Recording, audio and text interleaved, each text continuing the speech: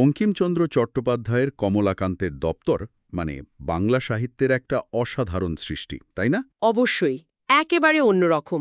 আজ আমরা সেখান থেকেই একটা বিশেষ লেখা কমলাকান্তের ঢেকি দর্শন এটা নিয়ে একটু গভীরে যাব। হ্যাঁ, খুবই ইন্টারেস্টিং একটা লেখা। আমাদের হাতে এর কিছু অংশ আছে যেখানে দেখছি কমলাকান্ত চক্রবর্তী আফিমের নেশায় বুঁদ হয়ে একটা খুব সাধারণ জিনিস ঢেঁকি সেটাকে নিয়ে কি সব ভাবছেন। একদম অদ্ভুত, মজার, আবার খুব গভীর ভাবনাও কিন্তু একেবারে দর্শন পর্যায়ে নিয়ে গেছেন। ঠিক। তো আমাদের আজকের আলোচনার লক্ষ্য হবে কমলাকান্তের চোখে এই ঢেকির মানেটা কি, এর ভেতরের শ্লেষ ব্যঙ্গ মানে আসল অর্থটা কি। হ্যাঁ, আর কিভাবে একটা সামান্য যন্ত্র মানে একটা ঢেকি সেটা সমাজ, সভ্যতা, এমনকি ব্যক্তি মানুষেরও ছবি হয়ে উঠতে পারে সেটাও দেখার মতো। বেশ আকর্ষণীয় মনে হচ্ছে। চলুন শুরু করা যাক তাহলে। আচ্ছা। তো কমলাকান্ত একদম শুরুতেই একটা অদ্ভুত প্রশ্ন তুলেছেন। বলছেন এই পৃথিবীতে যদি ঢেকি না থাকত তাহলে কি হতো, কিন্তু সঙ্গে সঙ্গে আবার ভয়ও পাচ্ছেন। কিসের ভয়? বলছেন পাছে কৃষক এসে লাঠি হাতে তাড়া করে, মানে লাঠির বাড়ি খাওয়ার ভয়টা বেশ বাস্তব। হ্যাঁ, ঠিক। বাস্তববোধটা আছে নেশার মধ্যেও। শুধু তাই না, উনি তো ঢেকিকে আর্য সভ্যতার একটা বিশেষ ফল ভাবছেন। হ্যাঁ, বলছেন রামায়ণ বা কুমার সম্ভব বা ধরুন পাণিনি, পতঞ্জলির ব্যাকরণ, এগুলোর থেকেও নাকি ঢেকি বেশি জরুরি। কারণটাও খুব সোজা সাপটা, তাই না? ওসব কাব্য বা ব্যাকরণ দিয়ে তো আর পেট ভরে না। একদম। একমাত্র ঢেকি ধান ভেনে চাল তৈরি করে, মানে মানুষের অন্নের সংস্থান করে। আর সেই জন্যই উনি ঢেকিকে বলছেন আর্য সভ্যতার শ্রাদ্ধাধিকারী পুত্র। হ্যাঁ, যে নাকি প্রতিদিন পিণ্ডদান করে সভ্যতাকে বাঁচিয়ে রেখেছে, মানে অপরিহার্যতার চূড়ান্ত। ভাবা যায় একটা ঢেকিকে এরকম একটা জায়গায় বসানো। হ্যাঁ, এই শ্রাদ্ধাধিকারী পুত্র তুলনাটা কিন্তু মানে অসাধারণ, আবার একই সাথে বেশ ব্যঙ্গাত্মকও। ব্যঙ্গাত্মক কেমন মনে হচ্ছে? একদিকে দেখুন, এটা ঢেকির অপরিহার্যতাকে চরম গুরুত্ব দিচ্ছে, বলছে এই যন্ত্রটাই সভ্যতার ভিত্তি টিকিয়ে রেখেছে। অন্যদিকে বংশরক্ষার মতো একটা এত গুরুগম্ভীর পবিত্র ধর্মীয় ধারণাকে একটা সামান্য কাঠের যন্ত্রের ওপর চাপিয়ে দিয়ে বঙ্কিম হয়তো একটু শ্লেষ করছেন। আচ্ছা, মানে উনি কি বলতে চাইছেন যে আমাদের সভ্যতার ভিত্তি আসলে এরকম সাদামাটা মাটির কাছাকাছি থাকা জরুরি জিনিসগুলোই, উঁচু তারের তত্ত্ব কথা নয়? আমার তো তাই মনে হয়। জীবনের মূল প্রয়োজন যে অন্ন, সেটা মেটায় ঢেকি, কাব্য বা দর্শন নয়। এই কঠিন সত্যিটাই হয়তো চোখে আঙুল দিয়ে দেখাচ্ছেন। ঠিক। উচ্চমার্গের ভাবনা আর জীবনের কঠিন বাস্তব, এই দ্বন্দ্বটা শুরু থেকেই আসছে। আচ্ছা, তো এই ঢেকির এত মহিমা কেন, এর উৎসটা কি? হ্যাঁ, এই প্রশ্নটাই কমলাকান্তের মাথায় আসে। উনি তখন ১৯ শতকে সেই বৈজ্ঞানিক অনুসন্ধিচ্ছা নিয়ে চললেন ঢেকিশালে কারণটা খুঁজতে। কি দেখলেন সেখানে গিয়ে? দেখলেন ঢেকিটা ক্রমাগত খানায় পড়ছে, মানে গর্তে, আর উঠছে, পড়ছে আর উঠছে, এই চলছে। এই দৃশ্য দেখে ওর মাথায় একটা নতুন তত্ত্ব এলো, তাই তো? একদম।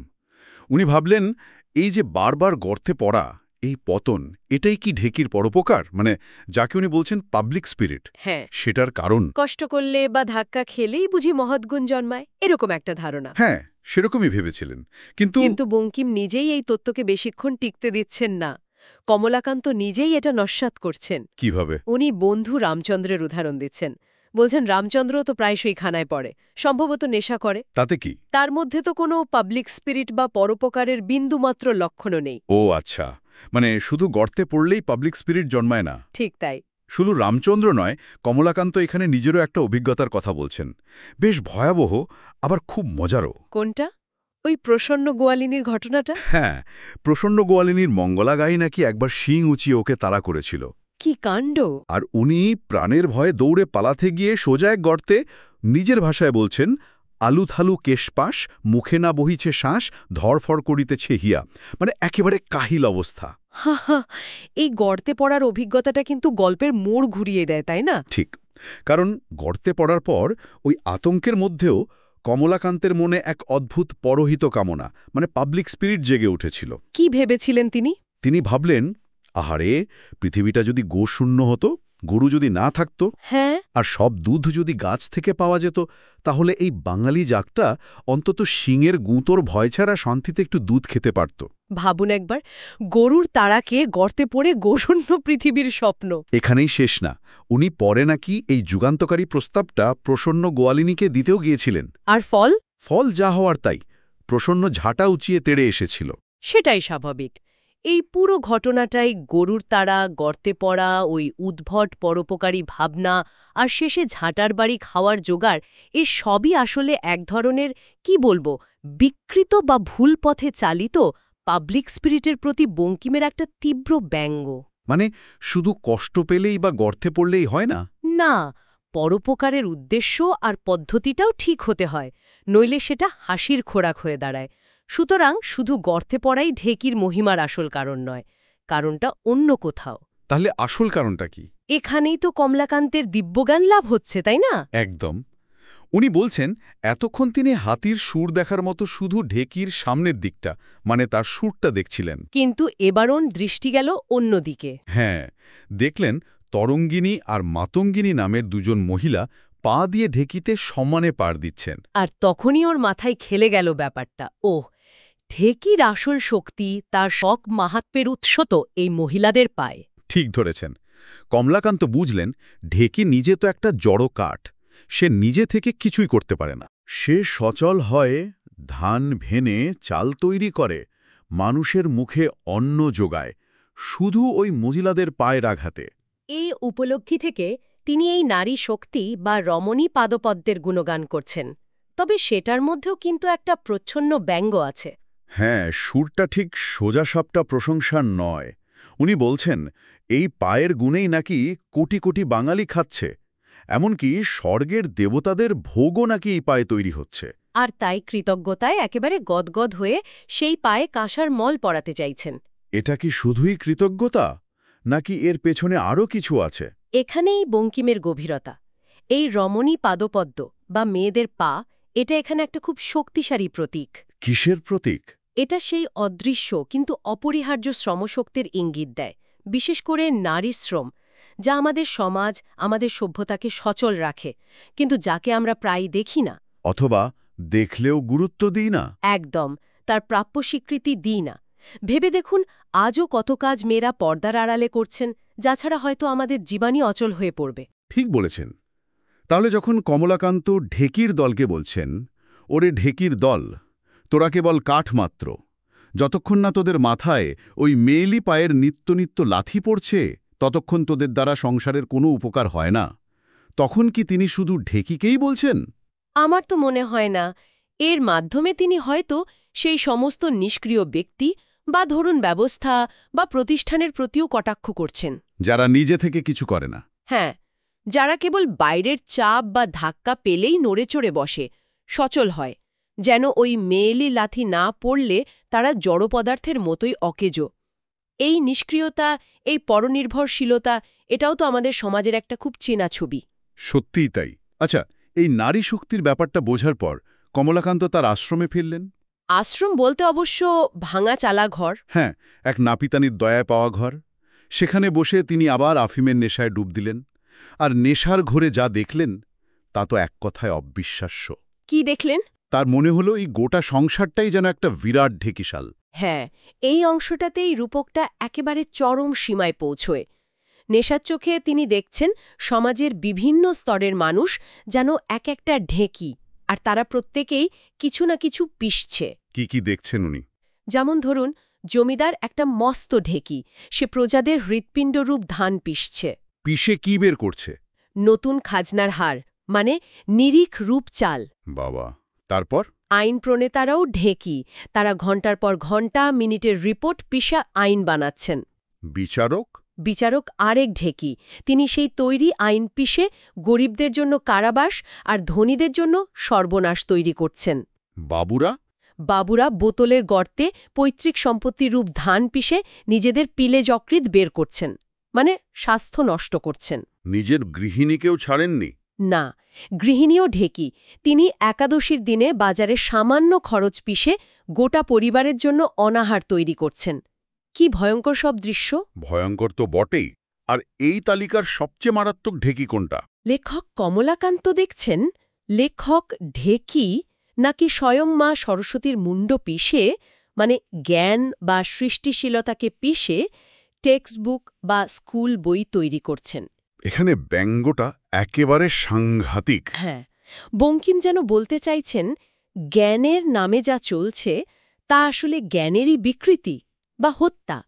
যেভাবে শিক্ষা বা জ্ঞানকে যান্ত্রিকভাবে পরিবেশন করা হয় তাতে তার আসল রস, আসল সৌন্দর্যটাই নষ্ট হয়ে যায়। তার মানে জমিদার পিষছে প্রজার জীবন, আইন প্রণেতা ন্যায় বিচার, বাবু নিজের ভবিষ্যৎ, গৃহিণী সংসারের সুখ, আর লেখক জ্ঞানের উৎসকেই পিষে ফেলছে। একদম। প্রত্যেকেই মূল্যবান কিছু নষ্ট করে অন্য কিছু তৈরি করছে, যা হয়তো ততটা মূল্যবান নয় বা কখনো কখনো ক্ষতিকর। সমাজের কি অসাধারণ অথচ নির্মম একটা ছবি। অভাবনীয় রূপক। সমাজের ক্ষমতা কাঠামো, বিভিন্ন পেশার ভেতরের শোষণ, অসারতা, যান্ত্রিকতা সব যেন একটা প্রতীকের মধ্যে ধরা। ঠিক, প্রত্যেকেই যেন এক একটা ঢেকি, অবিরাম কিছু না কিছু পিষেই চলেছে, মূল্যবানকে নিরর্থকে পরিণত করছে। কিন্তু গল্প তো এখানে শেষ হচ্ছে না। এই ভয়ঙ্কর দর্শনের মধ্যেই কমলাকান্ত আরও একটা জিনিস আবিষ্কার করছেন। কি সেটা? উনি দেখছেন উনি নিজেও একটা মস্ত ঢেকি। তাই নাকি? হ্যাঁ, উনি তার নেশার গর্তে নিজের মনোদুঃখ, জীবনের না পাওয়াগুলোকেই ধান হিসেবে পিষছেন, আর তা থেকে তৈরি করছেন তারই দফতর, মানে ওর লেখালেখি। এটাই হলো সেই চাল। এবং উনি এই চালে বেশ গর্বিত, তাই না? খুব গর্বিত। বলছেন এ চাল নাকি অতি উপাদেয়, এতটাই উপাদেয় যে মর্তলোকের সাধারণ মানুষের যোগ্যই নয়। এই আত্ম আবিষ্কারটা কিন্তু খুব গুরুত্বপূর্ণ। বঙ্কিম এখানে লেখককেও ছাড়ছেন না, লেখকও সমাজের এই ঢেকিশালেরই অংশ। সেও তার দুঃখ, কষ্ট, অভিজ্ঞতাকে পিষেই সৃষ্টি করে। তবে কমলাকান্তের গর্বটা একটু অন্য জায়গায় চলে যাচ্ছে। হ্যাঁ, উনি এতটাই গর্বিত যে ভাবছেন এই চাল মর্তের যোগ্য নয়। তাই উনি ঠিক করলেন এ ধান তিনি ভানবেন স্বর্গে গিয়ে। সোজা স্বর্গে? হ্যাঁ, যেই ভাবা সেই কাজ। উনি সোজা ইন্দ্রের সভায় হাজির। সেখানে গিয়ে দেবরাজ ইন্দ্রের কাছে পুরস্কার হিসেবে কি চাইলেন? উর্বশী, মেনকা আর রম্ভাকে। ভাবুন সাহস! ইন্দ্র কম যান না। উনি উত্তরে বললেন, উর্বশী মেনকা তো অমূল্য, ওসব হবে না। আর রম্ভা, সে তো আজকাল মর্তলোকেই আটানা সের দরে বিকোচ্ছে। মানে অপ্সরাদের আর সই কদরে নেই। কিন্তু কমলাকান্ত ছাড়ার পাত্র নন। উনি পাল্টা জবাব দিলেন, মর্তে যাদের পাওয়া যায় তারা নকল রম্ভা। আসলগুলো? স্বর্গের আসল অষ্টরম্ভা আজকাল দেবতাদেরই একচেটিয়া, মর্তের লোকেদের পাওয়ার সাধ্য নেই। এই জবাবে দেবরাজ বেশ খুশি হলেন। হ্যাঁ, খুশি হয়ে পুরস্কার দিলেন, 100 খাঁটি অমৃত আর 1 ঘণ্টার জন্য উর্বশীর গান শোনার সুযোগ। বাহ, স্বর্গীয় প্রাপ্তি! কিন্তু এখানেই তো আসল মজাটা, বঙ্কিমের চূড়ান্ত ব্যঙ্গের মোচড়। কি হলো? যেই না কমলাকান্তের নেশার ঘোর কাটল, উনি চোখ মেলে কি দেখলেন? কি দেখলেন সেই স্বর্গীয় অমৃত আসলে একটা মাটির ঘটিতে রাখা 1 সের দুধ। আর উর্বশীর গান? সেটার কিছুই না প্রসন্ন গোয়ালিনীর কর্কশ গলার চিৎকার, নেশাখোর, বিটলে, পেটার্থী, এই সব গালাগালি। কি সাংঘাতিক! স্বর্গের স্বপ্ন একেবারে ধুলোয় মিশে গেল। এত গর্ব, এত উচ্চাকাঙ্ক্ষা, সব কিছুর পরিণতি কিনা প্রসন্নর গালি। তবে নেশা ছুটলেও কমলাকান্তের রসিকতা কিন্তু কমেনি। উনি কি বললেন? উনি নাকি প্রসন্নকেই বলছেন, বাইজি, 1 ঘণ্টা হইয়াছে, এখন বন্ধ কর। যেন সত্যি উর্বশীর গান শুনছিলেন। হ্যাঁ, এই শেষ অংশটা পুরো লেখাটার সারমর্মটা যেন তুলে ধরে। স্বর্গে গিয়েও ঢেকির কাজ সেই ধান ভানা। মহৎ সৃষ্টির আকাঙ্ক্ষা, স্বর্গীয় পুরস্কারের আশা, সবকিছুই শেষ পর্যন্ত নেমে আসে খুব সাধারণ, এমনকি রূঢ় বাস্তবে। শ্রম, সৃষ্টিশীলতা, উচ্চাকাঙ্ক্ষা, এগুলোর পেছনের যে কঠিন, কখনো বা হাস্যকর বাস্তবতা, সেটাই যেন বেরিয়ে আসে। কমলাকান্তের সব আত্মগরিমা, দিব্য দর্শন, সমাজের প্রতি তীক্ষ্ণ পর্যবেক্ষণ, সব যেন প্রসন্নর ওই গালিগালাজের সামনে এসে ভেঙে চুরমার। এটা শুধু কমলাকান্তের নয়, হয়তো সমাজের অনেক ফাঁপা অহংকার বা ভড়ঙেরও ছবি, তা হয়তো আমরা চোখেই দেখি না। সেটাই কমলাকান্ত চক্রবর্তীর আফিমগ্রস্ত কিন্তু প্রখর দৃষ্টিতে কত রূপে ধরা দিল। প্রথমে তা হয়ে উঠল সভ্যতার রক্ষক, সেই শ্রাদ্ধাধিকারী পুত্র। তারপর তার শক্তির উৎস খুঁজতে গিয়ে বেরিয়ে এলো রমণী পাদপদ্ম বা নারীর অদৃশ্য শ্রমের প্রতীক। এবং শেষে সেই ঢেকি হয়ে উঠল গোটা সমাজের জমিদার, আইন প্রণেতা, বিচারক, বাবু, লেখক, এমনকি গৃহিণীর শোষণ, অসারতা আর যান্ত্রিকতার এক ভয়ঙ্কর রূপক। আর সবথেকে বড় কথা, লেখক নিজেও সেই রূপকের বাইরে নন, উনিও এক ঢেকি। ঠিক। বঙ্কিমচন্দ্র এই লেখার মাধ্যমে শুধু হাসির খোরাক জোগাননি, উনি আমাদের সমাজের গভীরে লুকিয়ে থাকা অনেক কঠিন সত্যকে চোখে আঙুল দিয়ে দেখিয়েছেন। আর এখানেই একটা প্রশ্ন কিন্তু ভাবনার জন্য থেকে যায়। কি প্রশ্ন? কমলাকান্ত প্রায় ১৫০ বছর আগে যা লিখে গেছেন, সেই ঢেকির রূপক আজকের দিনেও কি প্রাসঙ্গিক নয়? আজও কি আমাদের চারপাশে এমন অজস্র ঢেকি আমরা দেখতে পাই না? মানে ব্যক্তি বা প্রতিষ্ঠান যারা অন্যের শ্রম, সম্পদ, আবেগ বা ধরুন স্বপ্নকে পিষে নিজেদের স্বার্থ সিদ্ধি করছে। হ্যাঁ, প্রশ্নটা খুবই জোরালো। অথবা উল্টো দিকে যদি ভাবি, আমরা নিজেরাই কি কখনো কখনো সেই অদৃশ্য রমণী পাদপদ্মের ওপর নির্ভর করে চলছি না? সেই মানুষগুলো যাদের শ্রম বা অবদান ছাড়া আমাদের চলেই না। কিন্তু যাদের আমরা হয়তো প্রাপ্য স্বীকৃতিটুকুও দিই না, তারা কি আজও আমাদের সমাজে উপেক্ষিত নন? এই প্রশ্নগুলো কিন্তু থেকেই যায়।